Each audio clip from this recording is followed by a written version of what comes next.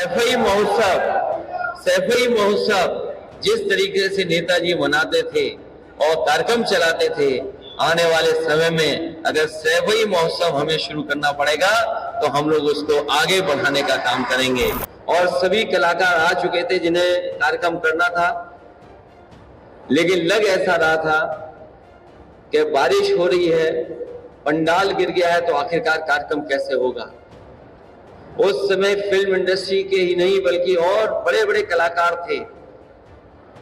जब देखा उन्होंने यहाँ की स्थिति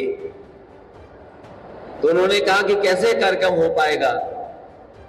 लेकिन जब नेताजी ने सब लोगों से बातचीत की तो यहाँ पर लोगों को याद होगा कि उस दिन पूरी रात बारिश हुई, उसके बावजूद भी कलाकार हटे नहीं, पूरा का पूरा कार्यक्रम हुआ। कि जो बड़ी देर से यहाँ बैठ करके जो भी पार्टी के बारे में और नेताजी के बारे में बात रखे हैं वो आप ध्यान से सुन रहे हैं।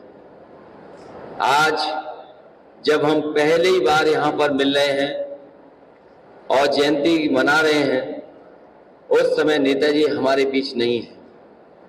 हम सब उनको याद करते हैं और जो हमारे पुराने साथी हैं उन्होंने नेताजी के साथ रह करके पूरा का पूरा जीवन का संघर्ष देखा है। आज जहां हम लोग बैठे हैं, या आसपास जो विकास दिखाई दे रहा है, ये सब नेताजी की देन है।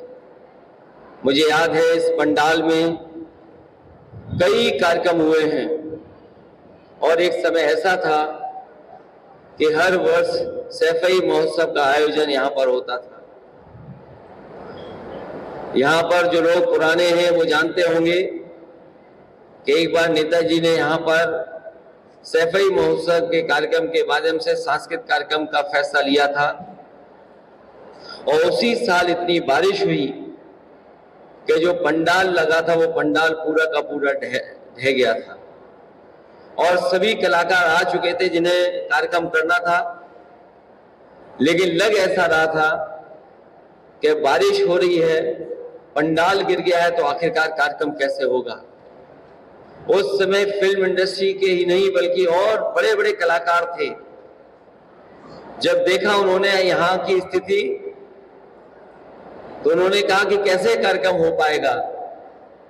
लेकिन जब नेताजी ने सब लोगों से बातचीत की तो यहाँ पर लोगों को याद होगा कि उस दिन पूरी रात बारिश हुई, उसके बावजूद भी कलाकार हटे नहीं, पूरा का पूरा कार्यक्रम हुआ। और कार्यक्रम जब खत्म हो गया उसके बाद जब नेताजी ने भाषण दिया और उन्होंने कहा कि इस बार तो बारिश में कार्यक्रम हुआ है, लेकिन जब अगली बार कार्यक्रम होगा तो बारिश का भी सामना करने के लिए पक्की पंडाल बन जाएगी। और जिस पंडाल के नीचे हम लोग बैठे हैं, ये नेताजी की देन है जो आज इतनी बड़ी पंडाल हम लोगों को मिल पाई। ये तो बहुत छोटी सी चीज है, लेकिन किसी भी क्षेत्र में अगर हम उठा करके देखें, नेताजी ने ऐतिहासिक काम किए, उस ऊंचाई तक ले गए जिसकी हम और आप कभी कल्पना नहीं कर सकते थे। फौज के लोग वो जानते होंगे, नेताजी जब डिफेंस मिनिस्टर बने उस समय जो शहीद फौजी होते थे उन्हें सम्मान नहीं मिलता था, वो घर पूरे सम्मान के साथ नहीं आते थे। नेताजी डिफेंस मिनिस्टर बने, उसी समय उन्होंने फैसला लिया कि अगर हमारा जवान देश की रक्षा करते हुए अगर शहीद होता है तो उस जवान को पूरे सम्मान के साथ उसके घर तक पहुंचाया जाएगा। अगर आज शहीद गांव पहुंच रहे हैं पूरे सम्मान के साथ तो वो नेताजी की देन थी। ये दो तीन चीजें ही नहीं बल्कि पूरे समाजवादी आंदोलन को खड़ा कर दिया। पार्टी उन्होंने बनाई और आज जिस पार्टी के बीच में हम और आप लोग काम कर रहे हैं ये उन्हीं की देन है।